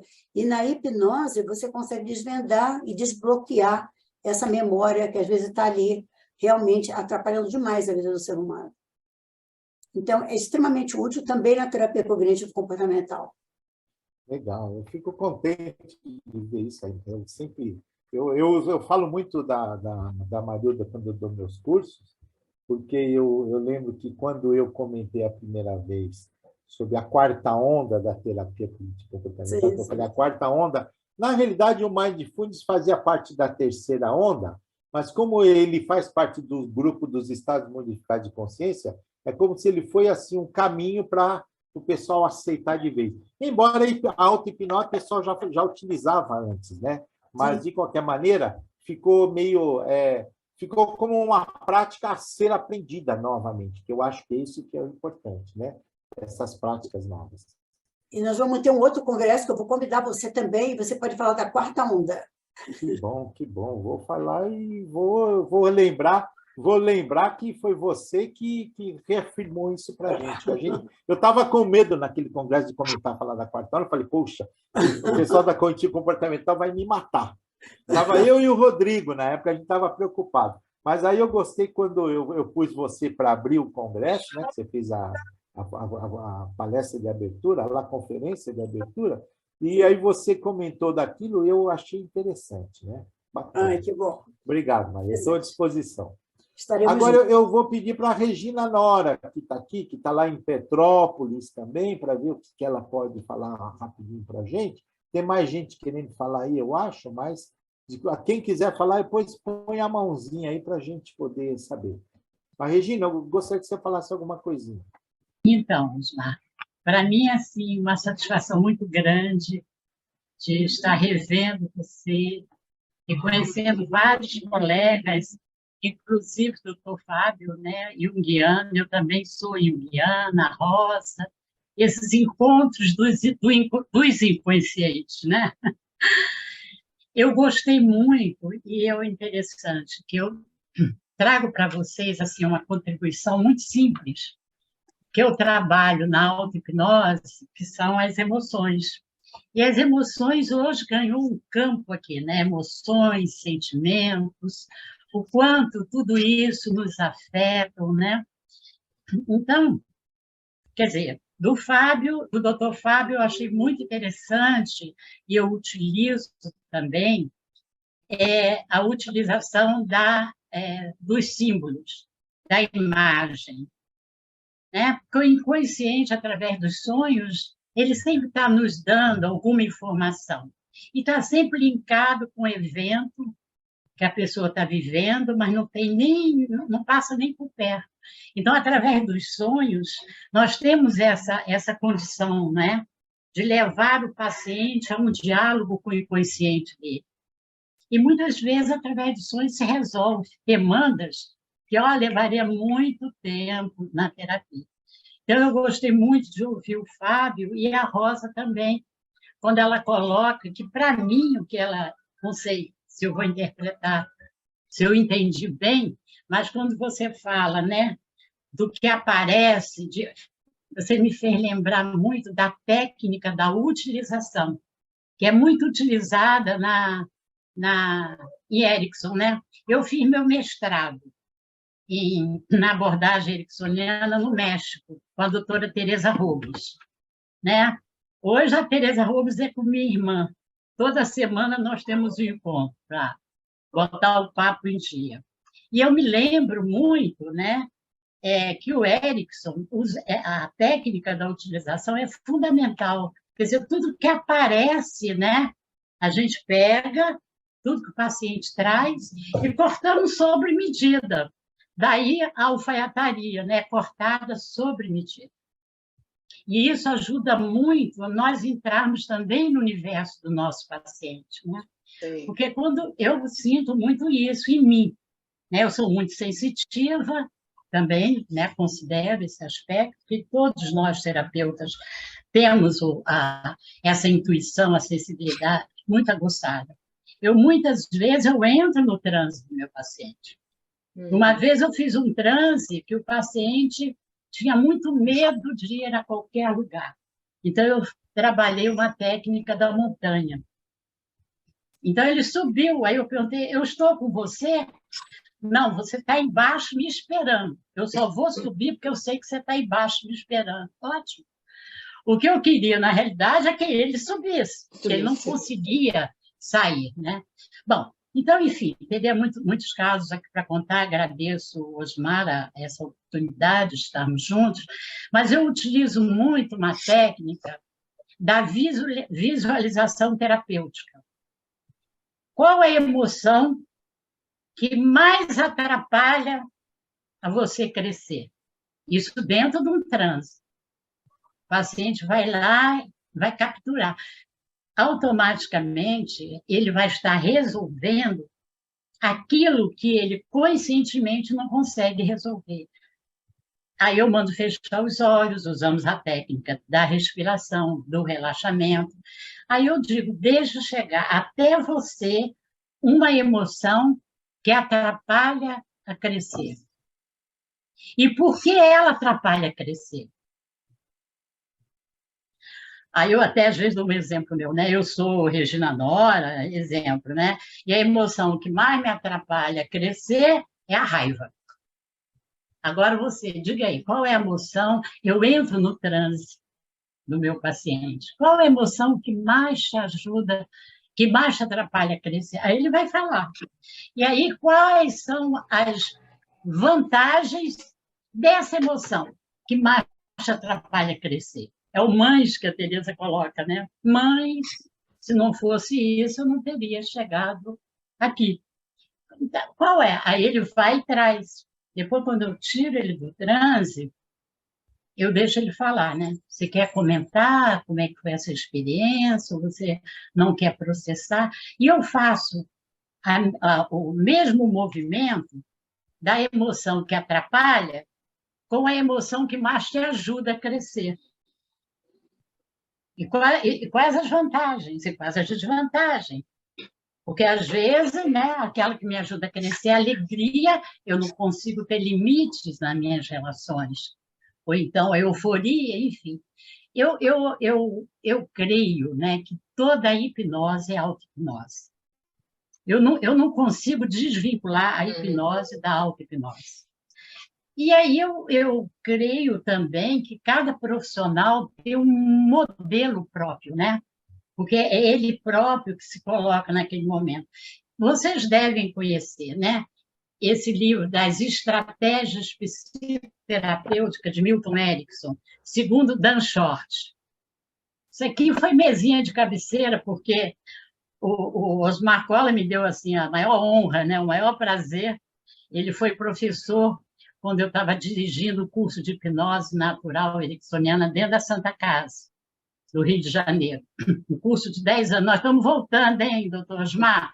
Estou contando contigo de novo. Preciso muito conversar contigo. Então, o doutor Osmar Colla, ele foi lá na época e deu uma aula brilhante, né? E eu utilizo muito a estratégia dentro do processo da auto-hipnose. Porque Dan Short, ele conseguiu relacionar, porque Erickson não deixou nada bonitinho, né? Ele deixou tudo muito deixou aí para a gente, cada um, é como ele dizia, né? Não tente me imitar. Porque se você tentar me imitar, você não vai conseguir ser terapeuta, né? Faça você mesmo seu próprio modelo. Então, eu utilizo muito dentro da auto-hipnose as estratégias, porque aí você vai sentindo também, né, doutor Fábio, a categoria diagnóstica é de Erickson, mas a tipologia psicológica é de Jung, né? Aí você vai brincando com esses dois elementos, né? Você vai vendo qual é o canal que vai te auxiliar com muita propriedade e segurança de levar o paciente à auto-hipnose e deixar ele ir. Como o Erickson dizia, a terapia começa na casa, mas na casa do terapeuta. Eu costumo dizer ao meu paciente, quando ele está no consultório, a terapia está começando aqui, mas ela te acompanha por todo o seu dia a dia. E aí eu sempre deixo uma tarefa, né? A gente sempre deixa um deverzinho de casa, que é a repetição do processo, né? Porque a gente sabe que vai repetindo, repetindo, repetindo, repetindo, muda. A gente ajuda apenas na fomentação da plasticidade neuronal. Nós damos só, né? Agora, desde que o paciente vai encontrando os caminhos a seguir. Eu estou lendo o Bruce Lipton, eu gosto muito dele, e eu acho que é muito oportuno eu trazer isso aqui para vocês. Ele é biólogo, cientista, né? Quando ele diz, quando a percepção ocorre, não só a percepção, quando nós levamos o paciente a ter uma percepção, uma nova percepção, um novo discernimento, ocorre o quê? A bioquímica, as mudanças do organismo. Eu acho isso maravilhoso. E esse livro dele vocês devem também conhecer, não estou trazendo nenhuma novidade para vocês. É interessante isso, porque também foi o criador da epigenética, né? Então, ele faz um caminho... Epigenética. É maravilhoso, né, Osmar? Maravilhoso. Então, passa por aí. Eu teria também uma contribuição do eu sou. Quando eu coloco meu paciente em transe, a Teresa Robles chama de sabedoria universal, né? Ela trabalha muito com a sabedoria universal. E eu levo meu paciente a entrar em contato com o eu sou absoluto do universo. Quando nós conseguimos fazer, né, eu penso, essa junção, né, o paciente ficar alinhado, aí você pode deixar ele passear no imaginário dele, né, ir em caminho da individuação, se ele puder ir, se não puder, para no meio do caminho, como Drummond de Andrade diz, né, tem uma pedra no caminho tem uma pedra. Mas o que eu faço com essa pedra no caminho? Quem sabe é você. Eu estou aqui para caminhar ao seu lado, mas quem vai fazer toda a transformação é você. Eu creio que tem muitas técnicas interessantes de auto-hipnose que a gente pode estar utilizando e eu não consigo me distanciar, que toda hipnose, para mim, é auto-hipnose. Obrigada, Osmar. Obrigada a vocês por me emprestarem o ouvido de vocês, de me ouvirem. Muito obrigada. Obrigado, Regina. Realmente é interessante. Uma coisa que a Regina comentou, que eu ia até comentar, o Milton Erickson, realmente ele falava, não queiram me imitar. E, infelizmente, muitos cursos de hipnose ericksoniana, eles dão historinhas formatadas e eles esqueceram de pegar aquela história e adaptar ou fazer com que ela pareça ser uma coisa diferente. Então, é assim, vou fazer a bolinha de sabão. Então, tem gente que faz a mesma bolinha de sabão para todo mundo, igualzinho.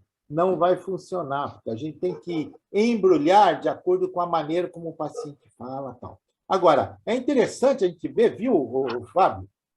O Jay Haley foi um dos primeiros, vamos dizer, eu não sei se ele foi, não posso dizer que ele foi assistente dele, como foram depois os outros, né? Ele foi mais contemporâneo, um pouquinho antes. Tanto é que o livro dele chama Terapia Não Convencional, né? Não chamava de Unconventional. O Jay Haley, ele falava disso aí, e Minha Voz Irá Contigo, mas, na realidade, a Minha Voz Irá Contigo não era dele, era o Milton Do Erickson. Erickson. O Milton Erickson, que tinha o livro, inclusive, tem um livro dele que chama Minha Voz Irá Contigo. É de Minha Erickson. voz irá contigo, e minha voz será a voz dos seus antepassados, dos seus avós, dos seus amigos e tal.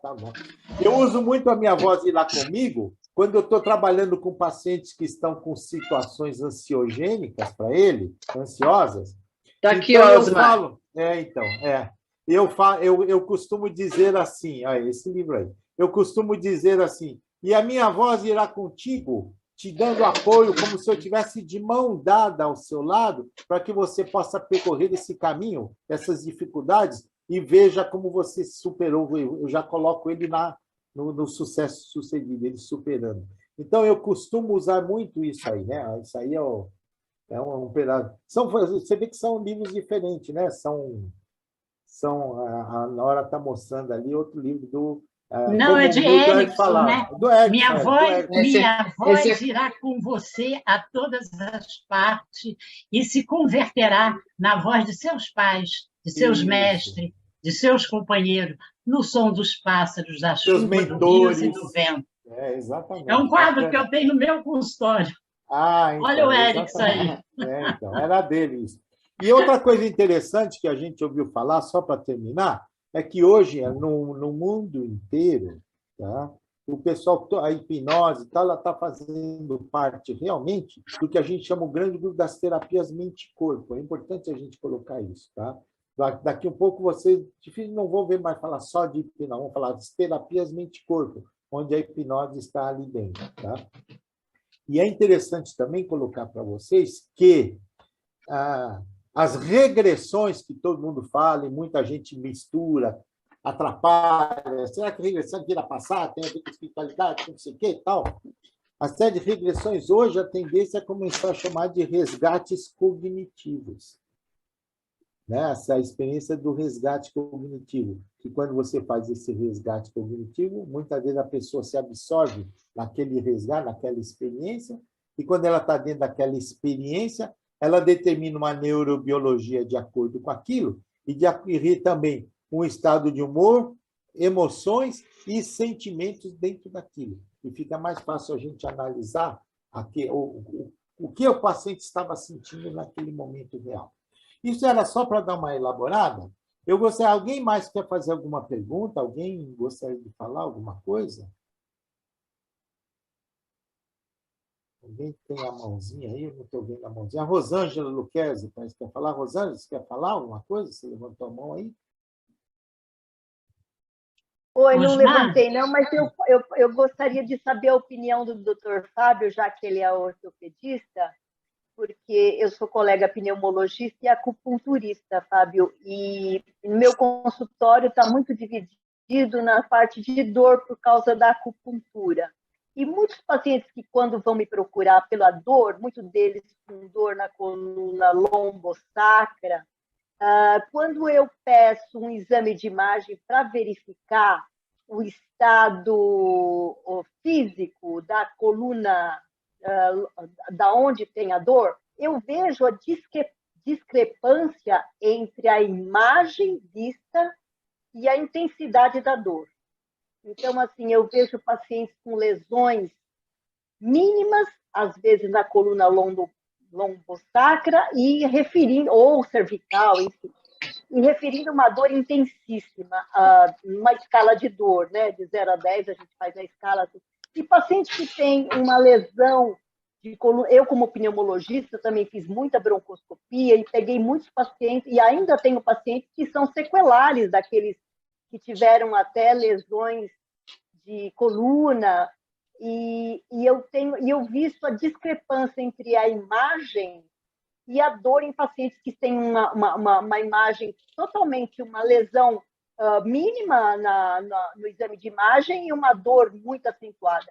Eu faço acupuntura com neuromodulação e eu aproveito para fazer durante a acupuntura uma técnica de relaxamento, auto-hipnose, chutes, enfim, alguma técnica de relaxamento, e eu sinto muito a melhora. Eu acho que tem um efeito somado, lógico, pela liberação da endorfina na acupuntura, e também a técnica de relaxamento. Eu queria saber sua experiência entre intensidade de dor e exame de imagem.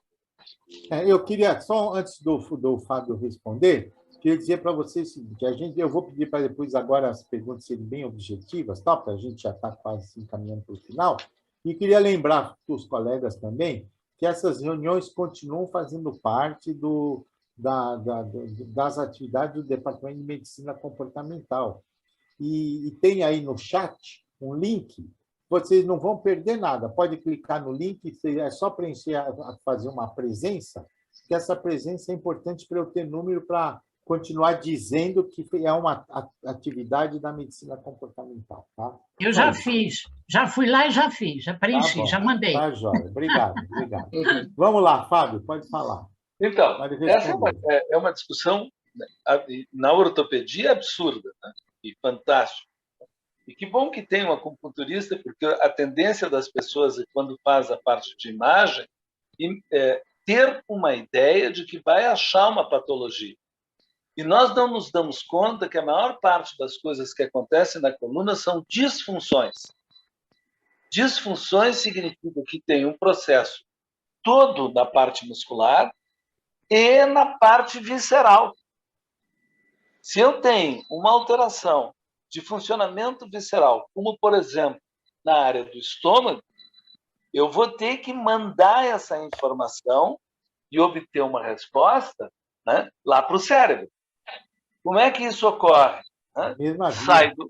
Sai do estômago e entra na vértebra dorsal número 5. Né? E sempre vai entrar na número 5. Então, quando eu tenho uma dor, por exemplo, na parte lombar, né, eu posso procurar a víscera que tem essa continuidade junto. Tem algum barulho junto aqui, né? Então, essa coisa toda vai fazer com que eu olhe uma imagem procurando uma hérnia ou procurando uma compressão, uma destruição, e, na verdade, o que eu tenho é uma disfunção. Esta é a diferença maior de todas as situações. Quanto mais eu entender essa situação, tanto mais a neuromodulação da acupuntura vai funcionar. Por quê? Porque eu vou pegar um metâmero, eu vou pegar uma área específica, muitas vezes até do dermátomo, né? E vou fazer uma estimulação de tal forma que a disfunção caia numa autorregulação. Porque eu vou tratar lá na base, no início todo do funcionamento da dor. Né? Quando eu tenho... vamos ver se eu consigo fazer mais claro. Quando a gente tem uma alteração na área gástrica, a primeira resposta que tem de autodefesa da modulação neurológica é uma resposta em abertura do estômago, área perto dele, com retificação da coluna dorsal. Para quê? Para que o estômago tenha mais espaço. Ele está percebendo que tem um processo inflamatório e precisa de espaço, vascularização e uma série de coisas para autorregulação. Só que quando eu faço a retificação e tento me movimentar, eu entro em contratura. E aí eu pioro todo o meu estado. Tá? Quando eu faço a colocação das agulhas dentro de um sistema de neuromodulação, eu desarmo esse sistema. O problema é que ele não fica. A não ser que eu mexa no estado visceral dele, nessa alteração que pode ser uma área puramente de estresse emocional. Fica mais claro? Se não entender, eu repito. Não, sim, sim. É que, para mim, fica muito claro, sabe? Certo. Mas eu sei que, às vezes, é muito complicado. Agradeço, ele é interessante. Obrigada, Fábio. Ora, por favor. Obrigado. Agora eu vou dar a palavra para o Sérgio Henrique, Sérgio que levantou a mãozinha. Vou falar e depois disso nós vamos encaminhar para a finalização, que eu estou feliz que hoje poucas pessoas, só uma pessoa desistiu antes de terminar. Então, é sinal que a reunião está boa, né? Então, vamos, Fábio, pode... Sérgio, pode falar. Falar uma coisa que eu acho que é bacana, que eu costumo fazer também para orientar o pessoal lá com relação à auto-hipnose, primeiro fazer uma hypnoeducation, né? Educar o que é realmente a hipnose, para ele entender que não é um processo complexo. Então, ele entender que a auto-hipnose nada mais é do que a alteração das ondas cerebrais, do trabalho do sistema parasimpático, e aí mostrar técnicas rápidas ou mais lentas, dependendo da situação, se for um aluno de faculdade ou colégio ou concurseiro, por exemplo, eu vou ensinar técnicas rápidas para ele usar lá no momento da prova, que é justamente, inclusive, foi a tese, o tema da minha tese de doutorado. E tem casos que a pessoa pode fazer com mais calma em casa. E aí eu falo o seguinte: você já imaginou que, de repente, quando você está dormindo, entrando no sono, naquele momento que você está na sua cama quase dormindo ou acordando, suas ondas cerebrais passam muito semelhantemente ao processo de auto-hipnose. Elas vão lá para alfa, para teta. Se você é aquela pessoa que vai dormir ou acorda pensando, o meu dia vai ser ruim, como eu tenho este problema, e fica criando imagens na sua mente de coisas ruins, você está se auto-hipnotizando para o ruim. Então, educar a pessoa a tomar essa consciência e perceber como ela faz para fazer a auto-hipnose para o bom, né? Então, acho que isso é uma coisa interessante, né? A pessoa perceber que ela acaba fazendo isso em casa, muitas vezes, nocivamente e inocentemente, né? É interessante porque você lembrou de uma coisa, são os dois estágios vamos dizer, de transição, né? Eu costumo dizer o seguinte: nós estamos aqui conversando, nós estamos numa onda beta, tá certo? Se a gente estivesse resolvendo um problema, trabalhando muito intensamente, falando alguma coisa muito, muito mais trabalhosa, nós iríamos para a gama, subiríamos, tá?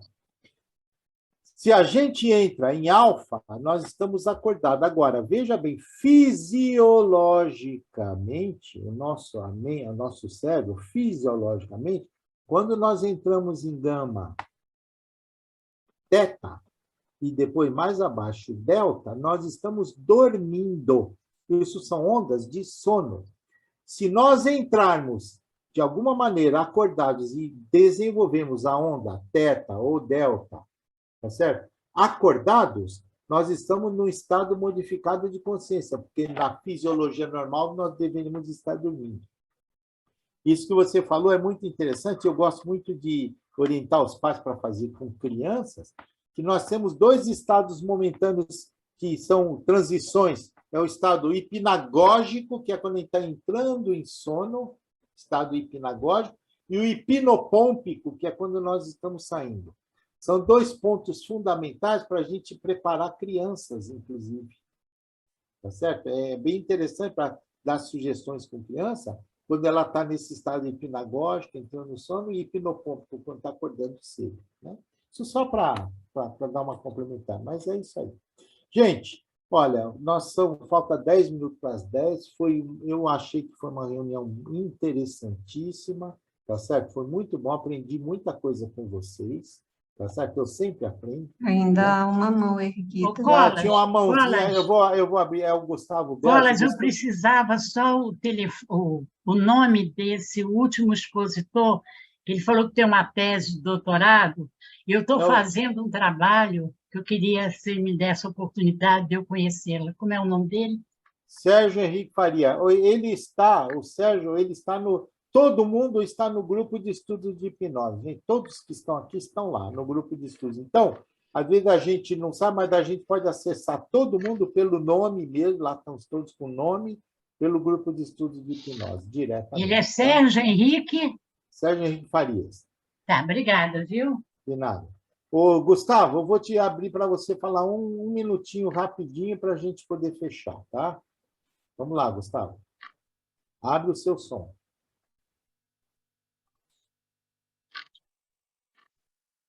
Fala, Gustavo. Vamos lá. Está me ouvindo? Alô? Bom, está escutando? Tá, estamos escutando. Vamos lá. É isso aí. Dá uma boa noite para você. Eu vou começar a fazer hipnose. Faz 2 meses que eu comecei. Começaram a aparecer pacientes, então Eu agradecer a você por tudo e dar uma boa noite para você, só isso. Só isso. Então tá bom, obrigado. E vou estender esse boa noite para todos que estiveram com a gente até agora. Legal. Principalmente a Marilda, que eu sei que ela está super atarefada, a Regina, mas todo mundo aqui tem aquele seu horarinho que a gente pode trocar informação à noite, gostoso, e eu acho que foi uma noite bem gostosa e proveitosa.